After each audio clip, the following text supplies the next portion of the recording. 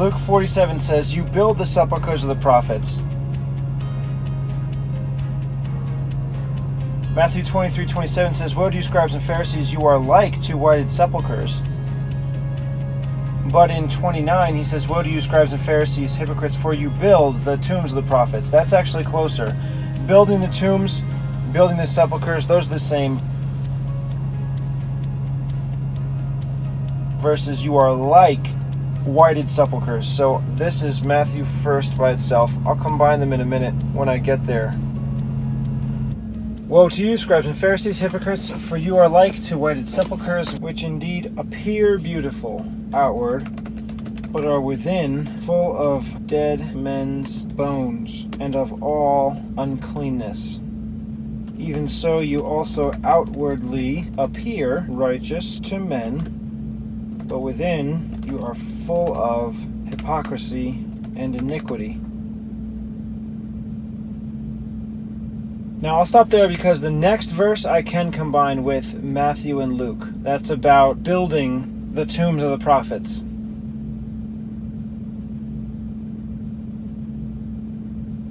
Luke has the sepulchers of the prophets, but I think I'll put tombs because sepulchers was already used here.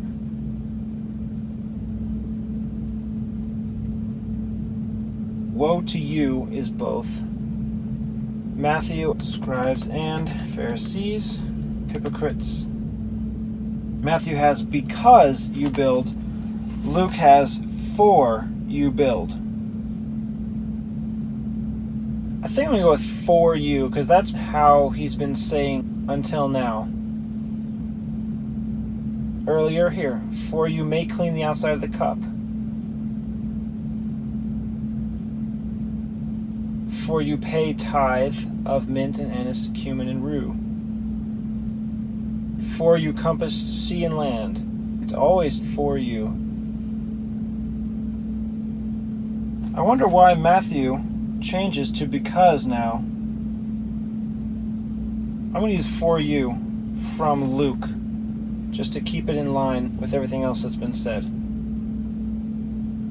For you. Build the is both. Sepulchers from Luke. Matthew of the prophets, Luke of the prophets, yeah.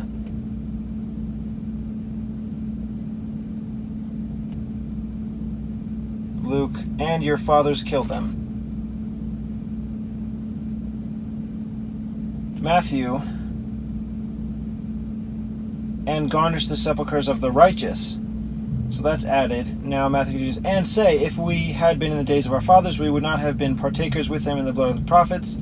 That's also added. Wherefore you be witness of yourselves that you are the children of them which killed the prophets. Okay, so a lot more from Matthew. And garnish the sepulchers of the righteous.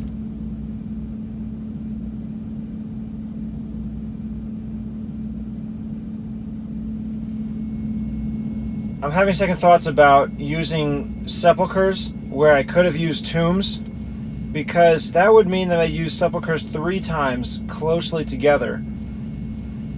For you are like whited sepulchers. You build the sepulchers of the prophets and garnish the sepulchers of the righteous. I think that's why Matthew used a different term here, because Matthew is where the first and the third mention of these sepulchers come from. So just to keep it from being redundant, you can say the same thing in a different word. Sepulchers are tombs, or the covering of the tomb, or the fancy burial place. So I am going to change this to tombs, like Matthew has, so that it's not annoyingly repeated. You stay focused on him coming against them, not just for what they did, but specifically that he's not supporting what they're doing or saying.